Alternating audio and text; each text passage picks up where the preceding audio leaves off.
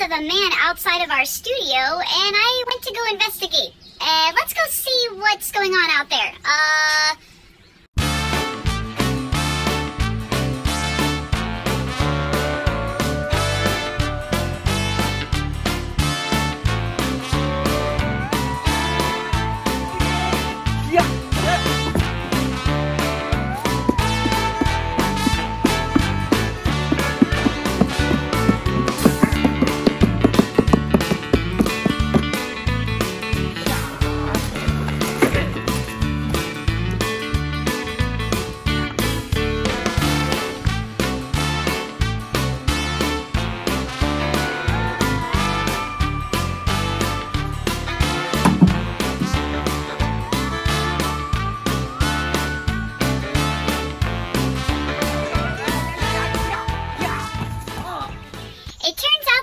Reports of the man outside our studio turned out to be Dr. Mister. Why am I not surprised?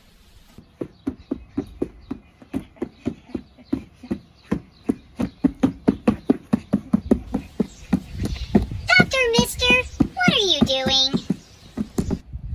What am I doing? Isn't it obvious? I read a story once about someone who was able to destroy a whole wall.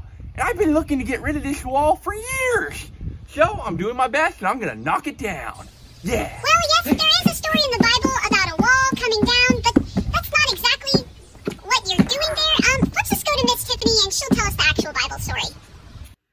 Welcome back, everyone. In today's story, we're going to see how following God's instructions pays off in the end.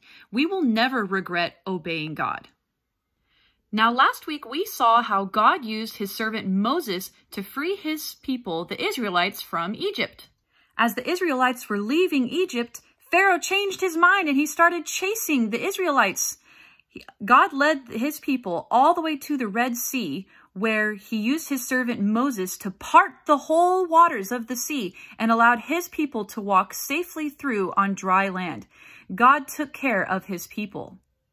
As they got near the promised land, Moses called the people together. He said, "Hey, we're getting close to the promised land. I'm going to pick 12 of you to go into Canaan and spy out the land and come back and tell us what you see." So 12 spies were chosen and they went to the land of Canaan and they spied out everything that they saw. 10 of these spies came back with scary reports. They did not have anything good to say about the land of Canaan. They were like, "Those guys are huge. No way. I want my mommy." That's what, okay, well, you know, to each his own. But 2 of them came back with good reports. The Canaanites looked small to these 2 guys compared to the big and strong God that they served. "The land we searched out is awesome," they said. "The fruit is huge, the soil is rich, and the cattle are plentiful. The Lord will give us the land. Don't be afraid of the people. Trust the Lord." Well, sadly, the rest of the Israelites didn't believe the 2 good spies named Joshua and Caleb. They believed the 10 other spies. And so God had something to say to Moses. "The people don't trust me, Moses. They don't get to go to the promised land if they're going to act like this. Except for Joshua and Caleb. They came back with good reports. They get to come too." So for 40 years, the Israelites wandered in the wilderness. So for 40 years, Moses led God's grumbling, complaining people through the wilderness. During this time, God gave his word to Moses, and Moses led the people to honor God with their lives. After a while, Moses went to be with the Lord, and God wanted to choose a new leader. So God chose a new leader for his people, the Israelites, and he chose Joshua, one of the good spies who went into the land of Canaan to begin with and brought back a good report. "My servant Moses is dead," God told Joshua. "I want you to lead the Israelites across the Jordan River into Canaan. I'm giving you the land of Canaan as I promised Abraham. It belongs to the Israelite people forever. Joshua was smart and he said, yes, sir. And he obeyed God. So God, using Joshua, led the people of Israel to the Jordan River. And once again, God parted the waters so that the Israelites could cross onto dry land into the promised land. God talked to Joshua just like he did Moses. And God gave some very specific instructions to Joshua. He told Joshua, do exactly as Moses instructed you. Follow me and you will be blessed. I will not fail or forsake you. I have given you the city of Jericho and its king into your hand. You're not going to win because you and the Israelites are skilled soldiers, because you have practiced drawing swords and shooting arrows, or because you know how to plan good strategies. You're going to win because I'm God and you are going to follow my instructions. After crossing the Jordan River, the Israelites came upon the first battle of many that they would have. They came upon the city of Jericho, and they were scared. They saw the high walls and the big city and all the protection that it had, and they got nervous, but they were reminded of the great miracle that God had performed, getting them to cross the Jordan River, and so they weren't scared anymore. So Joshua was sure to follow all of God's instructions. Joshua knew he was safe when he trusted God to lead him. So Joshua called all the people around. He said, I want 7 priests to take 7 trumpets to carry the Ark of the Covenant in front of all the people. In front of the priests, I want the soldiers with weapons. Behind the priests, I want the rest of the soldiers. You are going to walk around the city of Jericho 1 time without saying 1 word. So here we go. We have the people following God's instructions. All right, we've got the soldiers, we've got the priests, all right. What are those soldiers doing there? Wait, those don't look like swords. That looks like lightsabers. Okay, yeah, let's turn those into swords. Okay. But wait, hold on. They aren't supposed to be fighting just yet. Can you just imagine what the Israelites were thinking? They probably got all their swords and weapons ready, thinking, all right, we're ready to take down this city. That's right.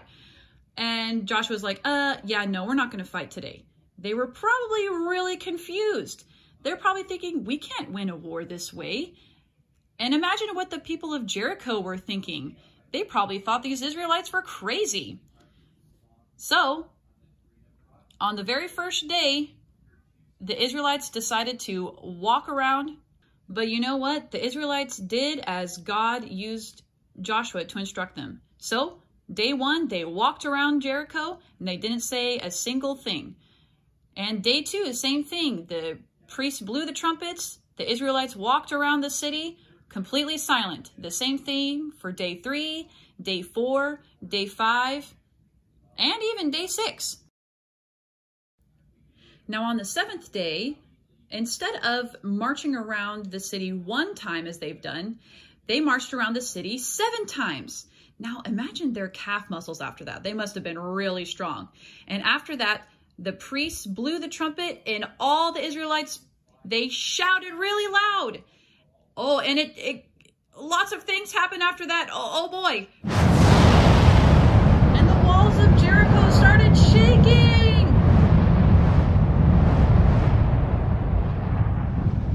And the whole city fell down flat, just as God had promised. And after this walls had fallen down, the Israelite soldiers ran into the city and they destroyed everything except for Rahab's house. She got to survive, and we'll talk about her at another time. Now Joshua led the Israelites through many battles and victories as they conquered the land of Canaan. And sometimes the Israelites trusted God, and sometimes they didn't. And finally, the Israelites got to settle down in the promised land, and they got to build homes and finally have freedom, which they were longing for ever since being in Egypt. Now, when Joshua was very old, he called all the people of Israel to him. He told them, hey guys, you've seen that you're safe when you trust God to lead you. You've seen all that God has done through you. He has used you to conquer the land of Canaan. Remember, God fought for you. You didn't do it yourself. God has begun to give you Canaan. Be courageous to do all that God has told you. Don't serve the false gods of the Canaanites. If you trust the Lord and follow him, he will bless you and you will have peace in the land he has given you. If you follow the false gods of the Canaanites, you'll be defeated. Those people will conquer and rule over you. Always remember the amazing things God has done for his people. Remember the victories he's given you that you could never have accomplished yourselves. See this wonderful land God has given you. It's a beautiful land full of cities that you didn't build and orchards you didn't plant. You didn't earn this amazing promised land. God gave it to you. Fear the Lord and serve him. Do not be tempted to serve false gods. We will never serve false gods, the people answered. We know it is the Lord who gave us these great victories. We will only serve him. Joshua wrote the people's promise down in a book, and he took a huge stone and set it under an oak tree. This stone will be a reminder to you of your promise to God.